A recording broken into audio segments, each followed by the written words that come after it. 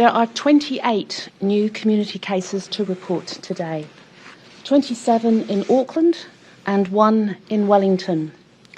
The one in Wellington is a close contact of an existing case and was already in a managed isolation and quarantine facility.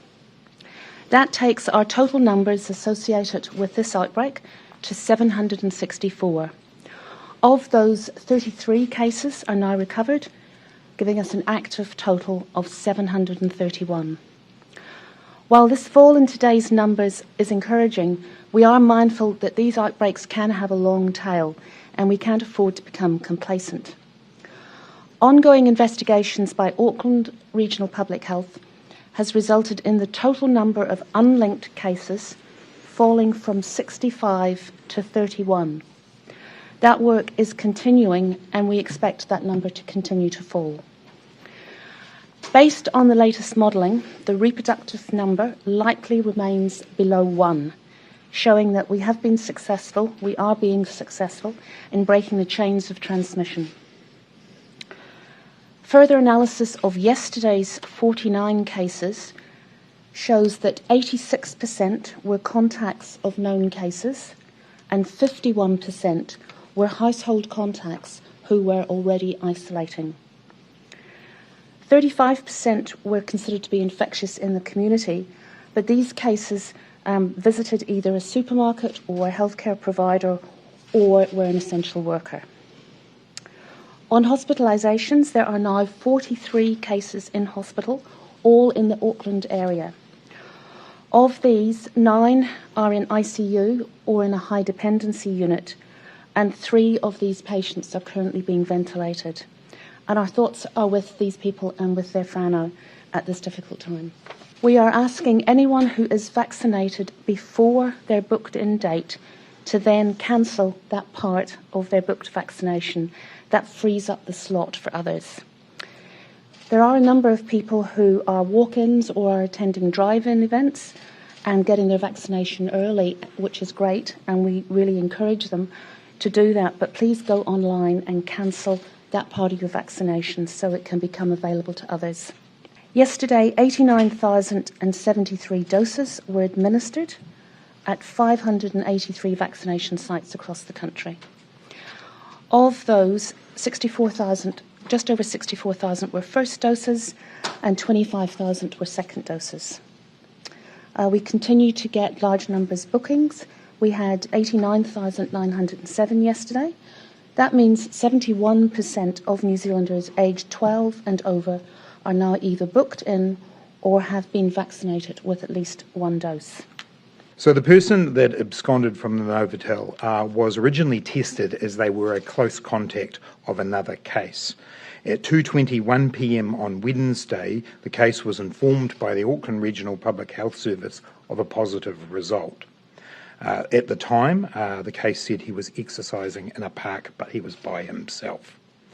A little later, he returned home and picked up a car and dropped it off at a friend's house and then returned home. That friend was already separately identified as a contact and was already in isolation at home. At 3:37 p.m, there was another call from the Auckland Regional Public Health Office to the person concerned, and they agreed to be transferred, or it was agreed that they would be transferred.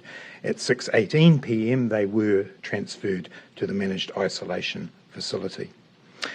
As you know, on that Thursday evening, there were a number of examples from the CCTV footage that saw the individual had left their room 3 times between 11:40 p.m. And 1:04 p.m. On the final occasion, they left down a fire stairwell and approached the fence line. After hiding in bushes as a security staff member passed by, they departed the facility at 1:07 a.m. As you also are aware, as you're possibly not aware, the person then walked home. This has been confirmed through the use of CCTV footage, and an excellent job's been done between Auckland Regional Public Health and the police, and we can confirm that there are no locations of interest as a result of that walk home, and as far as can be ascertained, no contact with any other person. As you are then also aware, the members of the individual's bubble identified at approximately 10:30 a.m. that their family member was not with them. There were police and Defence Force staff who work at the facility who immediately checked his room and then began their search for the individual. Police outside of the facility, I think, were advised at 11:10 a.m. Sometime later, police went to the house of where the person was residing, and discussions and negotiations then began, and the individual was taken into custody at 2:05 p.m. yesterday. I want to be very clear. The advice that we have had from the Auckland Regional Public Health Service on the basis of all of this information is that there was no risk to public safety through this incident. However, it is clearly a regrettable incident and one that has now been thoroughly investigated, and we will obviously release information about that investigation as soon as it comes to hand. In this particular outbreak, we have the Resurgence support payment. This is a payment that is provided to help businesses meet fixed costs such as rent during alert level rises. As of yesterday, the Inland Revenue Department had approved over 147,000 applications totalling $454 million to be paid out under this payment. The scheme as it was introduced applies to businesses that have been operating for at least 6 months before the rise in alert levels on the 17th of August. It's been raised with me by a number of businesses and some of my parliamentary colleagues that this extended period at a higher alert level is overly restricted. I agree. Therefore, ministers have agreed to reduce the time required for a business to have been in operation to be eligible for the Resurgence support payment from 6 months to 1 month. These businesses will still be required to meet the other eligibility requirements under the scheme, such as demonstrating a 30% decline in revenue, but this will provide cash flow and confidence for more businesses at an uncertain time. These businesses will be able to apply under the new criteria from Thursday, the 9th of September. Inland Revenue will communicate the change and will contact the businesses who had been declined for not meeting the 6-month test to advise them of the new criteria and invite them to apply under the new settings. We know that many businesses are doing it tough at this time, and we encourage them to apply for all the support that is available. This support includes the Small Business Cash Flow Scheme, the Wage Subsidy Scheme, and where appropriate, the Leave Support Scheme and short-term absence payment. We will continue to monitor and assess the support that is available for businesses and workers to help them through these uncertain and volatile times. Briefly, an update on the Wage Subsidy Scheme. Since it came into effect on the 20th of August, 242,600 applications have been approved, totalling payments of just on $998 million, with most businesses receiving their payments within the 3 working day timeline. Applications for the first wage subsidy payment have now closed.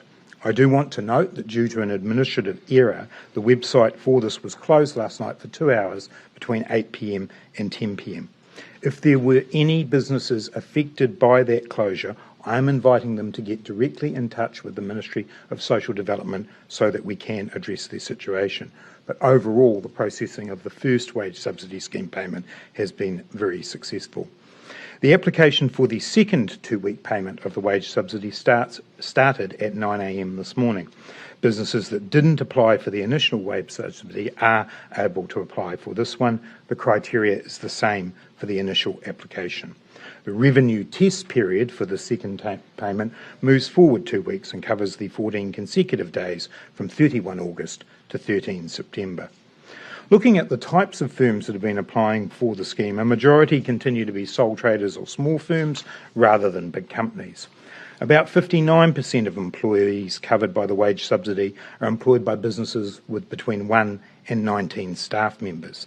Some 2.5% of total applicants are companies with 1,000 plus employees. That figure compares with 10% following the March 2020 lockdown, so a smaller proportion of larger businesses. As I said last week, this does suggest that larger firms are more confident about their resilience and have used the lessons learnt from the 2020 lockdown to adapt their practices. But equally, we do recognise that the longer the outbreak goes on, the greater the pressure comes on those businesses. Also, it might be useful to note that I met yesterday with the New Zealand Bankers Association executive and we discussed various supports for businesses. As you should be aware by now, I think all major banks have waived their fees for contactless debit payments at the higher alert levels to provide a particular help to small businesses, and I think we all appreciate the fact that this has been done. At this point in time, banks reported that there was no need for a government-backed scheme when it comes to mortgage deferrals. This kind of scheme is only necessary to protect the overall banking system if there were thousands of applications for mortgage deferral. Otherwise, in peacetime as it were, these can be dealt with by banks themselves. Banks themselves are encouraging anyone who is in this position to talk to them. They can help you work through your options, including the option of deferring mortgage payments for a certain period if that is needed. It is in everyone's interest to work through these issues if you find yourself getting into financial difficulty. I'd like to remind everybody that when it comes to the economic impacts of an outbreak like this, we have been here before. The New Zealand economy recovered well, businesses showed resilience, and businesses and employees continued to talk to each other through this process to ensure that they stayed in work and stayed in business. The evidence shows that the approach we took last time worked when it came to the economy, and I'm very confident it'll do so again.